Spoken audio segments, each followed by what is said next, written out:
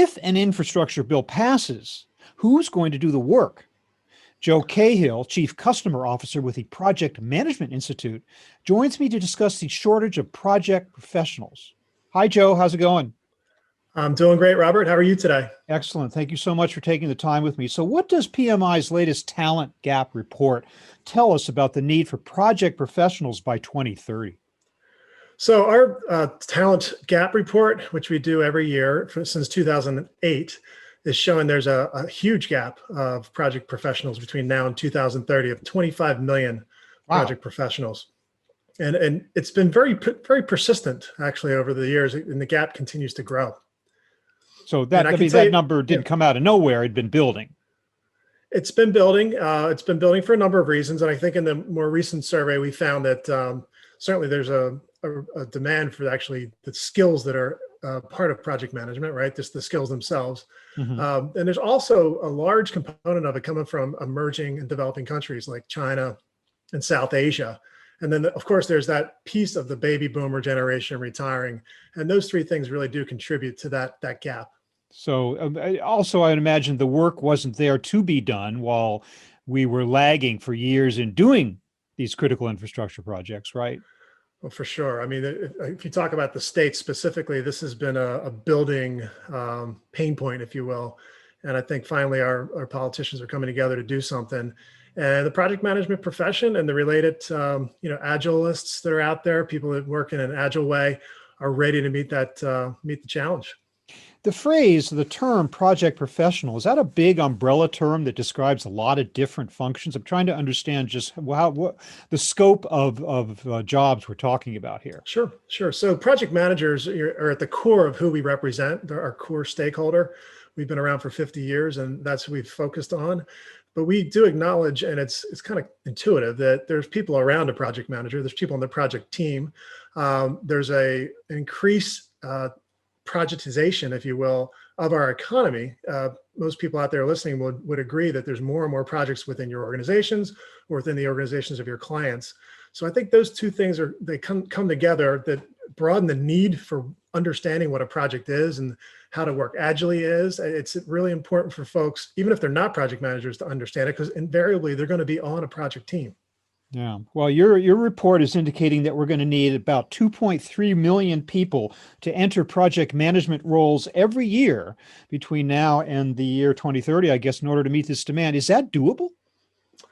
Well, it's a global number, right? So it's not just Mhm. the United States. So yes, it's doable, but as I said earlier, it's a persistent gap, right? But we, in our advocacy for the profession and those around the profession, we are pushing organizations, advocating in the organization to help them understand the need for these skills. And we're getting some really good feedback, really good sensing back from these organizations, acknowledging what we're saying or we've been saying to them about these skills. Particularly, post-COVID, you've heard enough stories about how COVID has sped everything up, every Sure. initiative under the planet. And not surprisingly, it's added more and more projects, particularly coming out of COVID, infrastructure projects specifically, as you talked at the top of the show here. That's a big area. That's the big dollar items, and they're the items that move or had the most leverage in the economy and can have the most impact. We've discussed some of the reasons for this, but can it also be traced back all the way to our educational system? The idea that maybe not enough people are being prepared for careers in this area?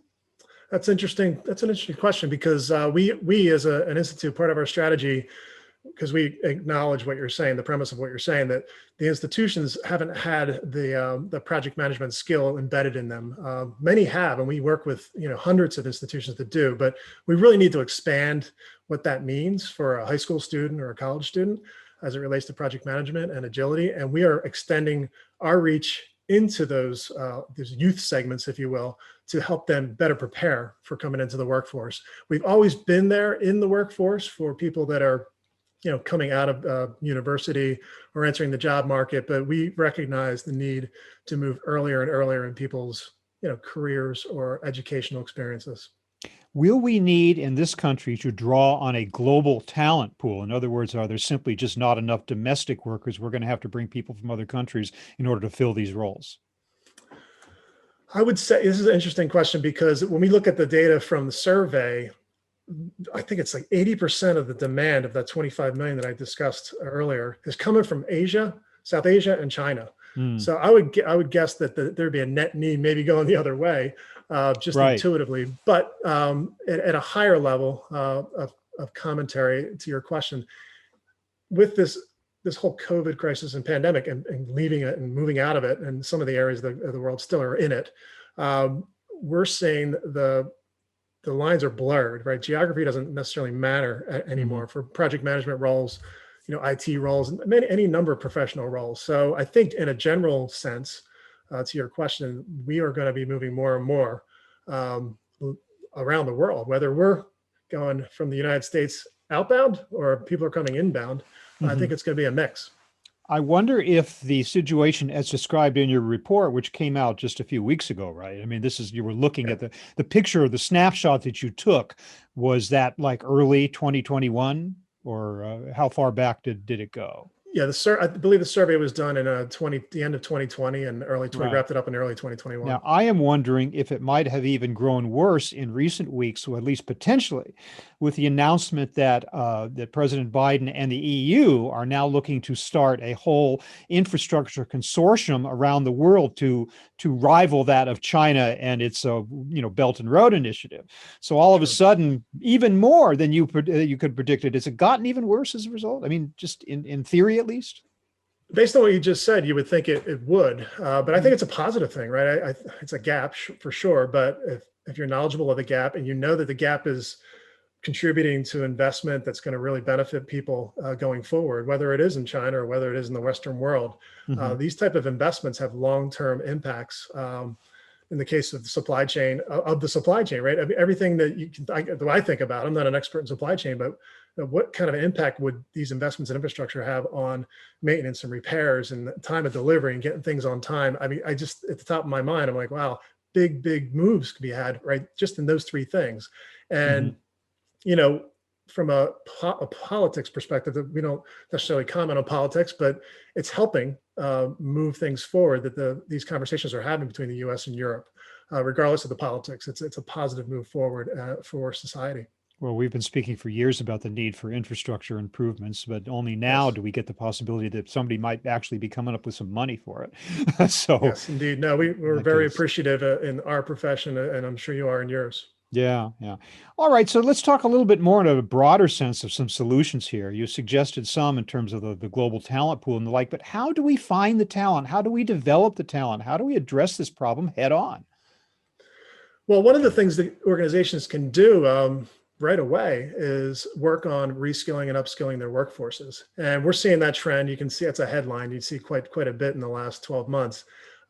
There is a huge demand for new skills, and we see the demand for change, like change maker skills, if you will, people that are involved in change or in projects, taking ideas into reality. Those type of roles and opportunities, if you will, they need very specific skills. People have to be oriented around change and the mechanisms and the techniques to do change, whether it's a traditional project management or agility or the combination of those two things, and even more cutting edge things like citizen development, which requires a whole different conversation, but it is a whole another way of working that we're at the Project Management Institute are bringing to our stakeholders. And I don't want to, not say the importance of what we call power skills, but the more personal human skills. I mean, as things get more and more automated, pardon me, and Mhm. technology comes in, I think it's actually the opposite's going to happen. That the need for the more of a human skills is going to become more and more important because Yeah. those things cannot be replicated by machine. Okay, even that being the case, we're always going to need human skills. What changes have you seen over the years in what makes for a talented project professional? It seems like Sure. the requirements do change with time, especially with the growth of technology. No, there's no doubt it continues to evolve year by year. We help our stakeholders evolve across different ways of working, like how to get things done, right? Because different applications require different techniques. So I mentioned agility. I mentioned traditional project management. The other kind of soft skills, if you will, these power skills, people have to be able to collaborate, right? Collaborative leadership is very important for project professionals to lead large stakeholder groups. If you think of an infrastructure project, I mean, the stakeholders is a pretty broad group of stakeholders, everybody from the Oh, citizen to the government, to the yeah. companies that are involved, the subcontractors. So that really requires a very specific skill. So we really help our project managers and agilists gain those power skills, which is it's the part that actually differentiates them. You know, the technical skills you can get, but those really differentiate individuals with these power skills, the soft skills. But but still, I'm thinking they've got to be able to work with technology to a degree that was not necessary before. For sure. I think the project managers, more than most, actually, they're not going to be the technologists, but they have to know what the technology is. They have to know how to apply the technology on their projects. They have to be completely aware of what's out there so that they can gain the productivity improvements within their product or their project, because they can get that through technology, and then making sure that they have people skilled on the team to actually execute that technology is very important, the resource management. Boy, this seems like a real challenge. Even if we get the money, which is hard enough as it is, all of a sudden the money appears and there aren't enough people to do the job. That would just be a terrible opportunity missed. But Joe Cahill of the Project Management Institute, thank you for bringing this challenge to our attention. And maybe there can be some movement in the direction of solving it. But thanks again for your time right now. I really appreciate it. Thank you, Robert. I appreciate your time too.